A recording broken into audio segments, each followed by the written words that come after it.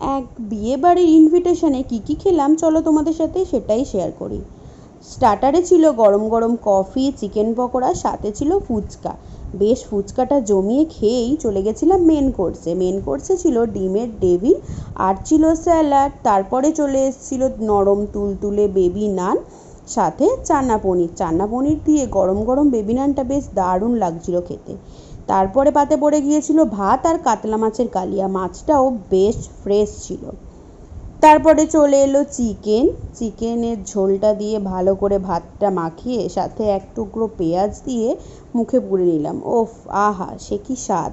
তারপরে ছিল আমসত্ত্বর চাটনি, পাঁপড়, আর ছিল রসগোল্লার রসটা চিপে খেতে কিন্তু বেশ ভালোই লাগে। আজকের বিয়েবাড়ির ভিডিও তোমাদের কেমন লাগলো অবশ্যই জানিও। আর হ্যাঁ, শেষ পাতে আইসক্রিমটা বাড়ি এসেই খেয়েছিলাম। চলো টাটা।